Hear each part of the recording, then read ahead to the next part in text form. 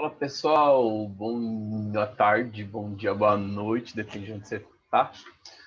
A gente vai conversar um pouquinho hoje sobre América Andina, tá? É um assunto também muito tranquilo. Nós chegamos num ponto da nossa apostila que várias aulas são aulas de menor relevância. Todos os assuntos mais complicados a gente já discutiu. E o bom é que essas aulas são mais curtas, né? Então, nessa altura do campeonato, a galera já está mais cansada, né? Cansado de estudar um ano inteiro, um monte de coisa importante.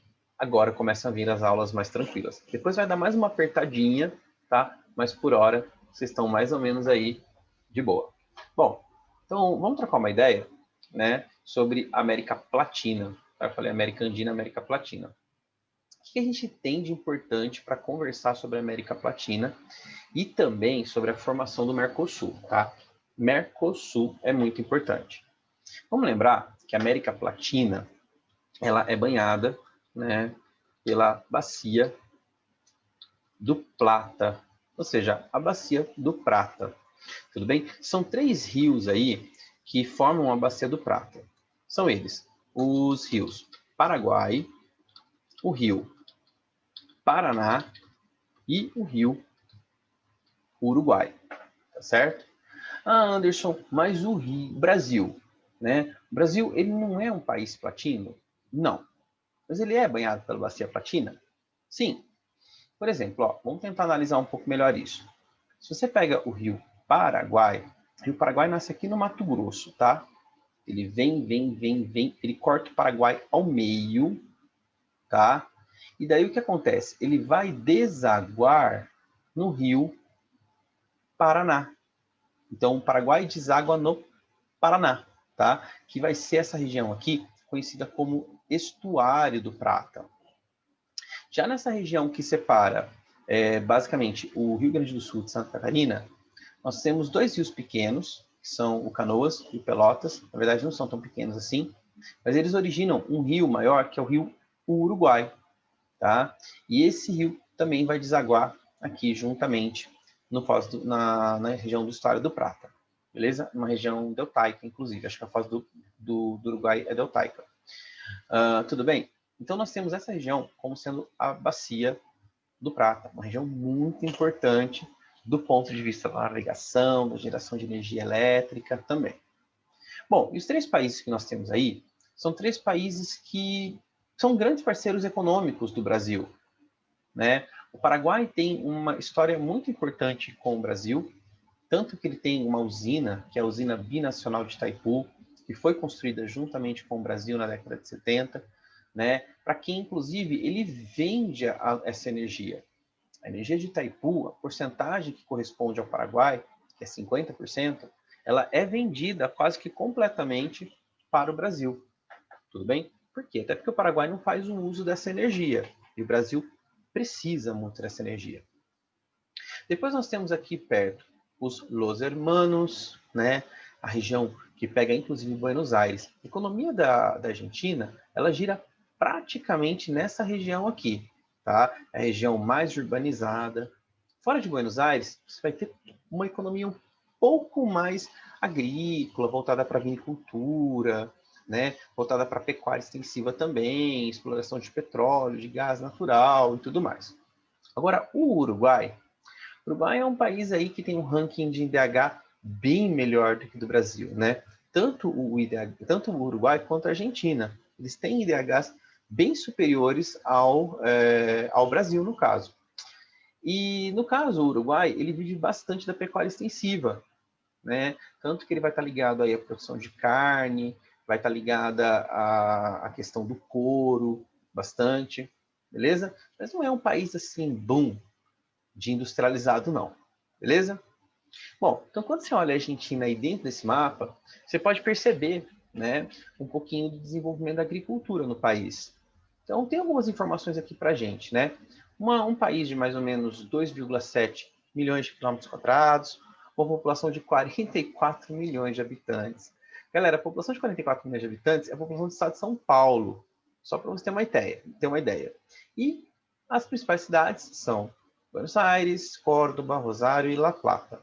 Um predomínio aí de população branca, né? Tiveram uma colonização muito presente dos espanhóis, dos italianos também, e uma população predominantemente urbana, que, aliás, é uma população que está se envelhecendo muito rápido, uma população que não está tendo uma taxa de natalidade muito alta.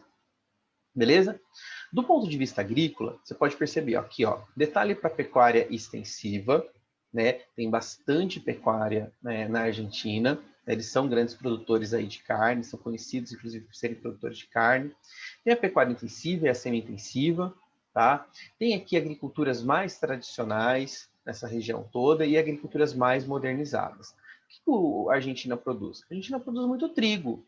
E esse trigo tem como destino principalmente o Brasil, tá? O Brasil depende muito do trigo argentino, certo?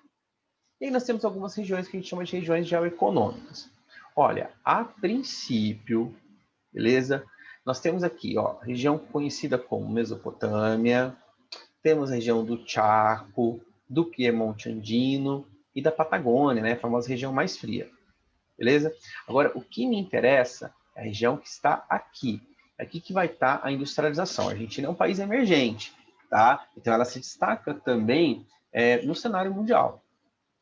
Bom, então, dei uma pinceladinha aí para esses países, não tem muita coisa que conversar mesmo, tá? Não vou detalhar isso para vocês. Mas agora tem a questão do Mercosul. E o Mercosul, ele é muito importante que a gente discuta sobre ele. Por quê? Ele não é uma união aduaneira perfeita. Por que que ele não é uma união aduaneira perfeita? Porque ele tem a cobrança de uma TEC, que é a chamada tarifa externa comum. Tá? Então, para que você comercialize aí com outros países, né, é necessário que se pague uma tarifa externa comum. Bom, o Mercosul ele tem algumas negociações lá em 1989, um Tratado de Ouro Preto, né, até que em 1991 ele vai ser tratado aí como um bloco econômico que vai permitir uma livre circulação de produtos entre os seus países membros. Bom, vamos dar uma olhadinha aqui. Quem são esses países membros? Como é que se forma tudo isso? O que está acontecendo na história? Tá?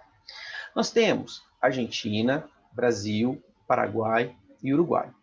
Esses 4 países aqui são chamados de membros plenos e fundadores. Fundadores porque fundaram. Plenos porque eles simplesmente têm direito ao voto. O voto para que um outro país membro adentre o bloco, o voto para que seja feita alguma mudança na Constituição do Mercosul, tudo bem? O voto são apenas esses 4 países que têm direito. Bom, o que acontece? Em 2012, eles votaram a entrada da Venezuela como um membro pleno, tá bom? Então, a Venezuela é, sim, um membro pleno do Mercosul. Porém, no momento, está suspensa. Bom, por que ela está suspensa? Né? Não é o primeiro país a ser suspenso. O Paraguai foi suspenso também em 2012, mas a Venezuela está suspensa por não ser considerada um país democrático. E segundo as cláusulas do Mercosul, qualquer país que não seja democrático não pode estar no bloco. Bom, aí nós temos também a Bolívia, que está entrando, tá? Todos os países já votaram, parece que falta apenas o Brasil, que faça o aceite da Bolívia como um membro pleno do Mercosul. Todos os outros membros que você está vendo aí, o Chile, a Colômbia, o Equador, a Guiana, o Peru, o Suriname, são todos membros associados. Ou seja, eles fazem parte dessa zona de livre comércio, mas eles não são membros plenos, ou seja, não têm direito ao voto. Beleza? E daí tem algumas questões por trás disso. O Mercosul foi muito fortalecido nos últimos anos, tá? Mas mais ou menos uns 4 anos atrás, 3 anos atrás, ele tem perdido bastante força, tá? O Mercosul perderam-se interesse no Mercosul. E o Mercosul é algo que dá muito dinheiro para o Brasil. Por quê? Porque nós estamos rodeados de países que não são industrializados e que precisam de produtos industrializados, como, por exemplo, a Bolívia, o Peru, o Paraguai. E o Brasil é um país que tem o maior parque industrial da América Latina. Então seria perfeito, né, você simplesmente fazer a venda desses produtos para esses países do Mercosul, como foi feito. Mas nos últimos anos, as coisas não ficaram muito legais. Por quê? Porque como esses países têm mão de obra mais barata, muitas empresas brasileiras acabaram se transformando em multinacionais, em transnacionais, e começaram a se mudar para esses países vizinhos. Tá certo? Então é isso que vai acontecer, beleza? Com o Mercosul. Ó, então, atualmente, nós temos aí o protocolo de adesão da Bolívia ao Mercosul, que já foi assinado por totalidade, quase todos aí, né, em 2015, mas falta ainda essa questão da incorporação. E a Venezuela, ela mantém-se atualmente suspensa do Mercosul, beleza? Então, mais um itemzinho aí, bem rapidinho para a gente trocar uma ideia. Bom, a partir de agora, a gente vai dar uma olhada nos exercícios, tudo bem? Esses exercícios, eu acho que eles têm, assim, qual que é a relevância dele? É que a gente possa simplesmente discutir, aprender um pouquinho mais sobre isso, tá certo? Sobre essas questões. Observe o mapa e as características das regiões geoeconômicas da Argentina. Fazendo a relação correta no espaço pontilhado, indique o nome da região. Bom, então, item 1 é a letra A. Vamos lá? Região do Pampa. Extensa planície entre o Rio Salado ao norte e Colorado ao sul. É a mais povoada e industrializada, além de apresentar um solo de grande fertilidade. Responde por 50% dos produtos agrícolas, entre ele o trigo, aveia e cevada, e concentra 66% do rebanho bovino e 50% dos ovinos do país. Tá bom? Item número 2 corresponde à letra B, tá? A região da Mesopotâmia. Limita-se ao norte com o Rio Iguaçu e a leste com o Rio Uruguai e a oeste com o Rio Paraná. A agricultura é seu maior destaque, na qual sobressaem o arroz, região de Corrientes, o milho, fumo, algodão, além da exportação de madeira e da erva mate. 3. Situa-se ao norte do Rio Salado, né? Essa 3 aqui é a região do Chaco, sendo fracamente povoada e tendo como base econômica os cultivos de algodão e cana-de-açúcar. 4. Região do Piemonte Andino. Acompanha as encostas andinas com climas áridos, destacando-se pelo turismo e cultivos irrigados de oliveiras e videiras. Ok? E a número 5, região da Patagônia. Então, você viu que eu fui colocando o nome para você aí, tá? Apresenta clima frio e seco e caracteriza-se por um extenso planalto. Agricultura irrigada, produz frutas, beleza? Além das reservas de petróleo e gás natural que são exploradas nessa região. Então, esse exercício é só para a gente ter uma totalidade do que seria a Argentina enquanto região. Anderson, é importante? Não, não é. Bom, é a principal região geoeconômica, destacando-se por ser uma extensa planície, com excelentes condições pedológicas, né, de formação de solo, domínio de estepes e clima temperado. Caracteriza-se pela grande produção de cereais, como trigo, milho, por ter mais da metade do rebanho bovino do país e pela grande concentração urbana e industrial junto ao seu baixo curso, seu principal rio, que é a região de Buenos Aires, conhecida como Pampa. Tá? Exercício número 3, comente a atual situação da Argentina. Olha, a Argentina vem passando por uma crise econômica, não é atual, tá? Essa crise econômica ela ocorre há mais ou menos uns 20 anos, uma situação muito complicada. Ela chegou próximo de declarar a moratória, tem um índice de inflação altíssimo, tá? Aliás, nós estamos numa situação muito parecida com elas em relação ao dólar. Sempre demos risadas, né, do preço do dólar a ser mais alto, da gente poder viajar para lá e tudo mais. Mas, nos últimos tempos, até essa questão do dólar acabou pegando o Brasil também. Exercício número 4 vai falar um pouquinho sobre essa crise na Argentina. Se você quiser, sinta-se à vontade para parar, para ler, tá? Alternativa correta, letra A. Número 5. Nas confecções paraguaias, os salários médios são cerca de 20% mais baixos que no Brasil, que junto com uma legislação trabalhista mais flexível se transforma num imã para um setor intensivo em mão de obra, mesmo após a desoneração da folha de pagamento promovida pelo governo brasileiro. O maior investimento brasileiro no Paraguai ocorre nos setores têxtil e de calçados, e tem atraído muitas empresas brasileiras para lá nos últimos tempos. Tá bom? Existe o número 6, falando sobre o Mercosul enquanto bloco. E aqui na 7, ele vai pedir um monte de sigla para vocês, caso vocês queiram conhecer, tá? A Organização dos Estados Americanos, a Associação Latino-Americana de Livre Comércio, né? Quem que eu chamaria a atenção para vocês? Olha, até a Aliança do Pacífico, que não vai ter mais, né? O Transpacífico. Eu chamaria atenção para a Unasul, né? Por quê? Porque a Unasul ela envolve cerca de 12 países da América do Sul. A ideia é fazer uma unificação política, fazer assim decisões mais importantes, até mesmo de pronunciamento, né? Um posicionamento da Unasul. Mas essa Unasul pode ser que ela seja extinta, né? O presidente Bolsonaro disse que ela seria extinta para que fosse criada a ProSul, que seria uma agenda diferenciada da esquerda, tá? Segundo o presidente Bolsonaro aí. Existe o número 8, falando sobre o Uruguai, né? Então ele vai falar aí que é um país que tem feito alguns avanços nas questões sociais, como, por exemplo, a descriminalização do aborto, tá? Que é um assunto muito importante, que deve ser tratado como um caso de saúde pública, tá? Ninguém fala legalização, tá?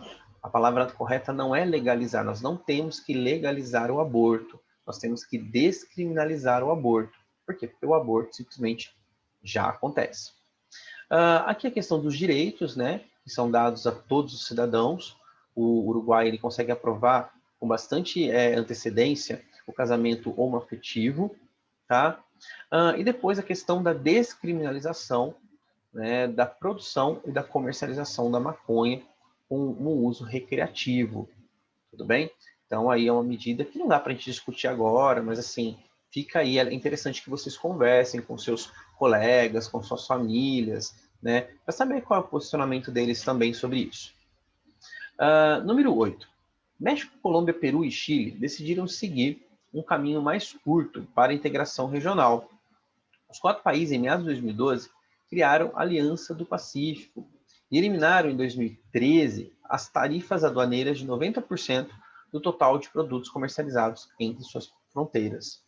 O acordo descrito no texto teve como objetivo econômico para os países membros fomentar a competitividade no mercado externo, ou seja, conseguir maior concorrência no mercado externo, tá bom? Número 10, falando sobre o país que foi suspenso devido a ferir as questões democráticas, é a Venezuela, do Mercosul. Número 11, alguns textos para que seja lido também aí. E é isso, beleza? Então, ó, cumprimos essa questãozinha da América Latina, uma aulinha bem tranquila, bem assim superficial, só para a gente conhecer um pouquinho desses países. Beleza? Beijão para vocês. Tchau, tchau.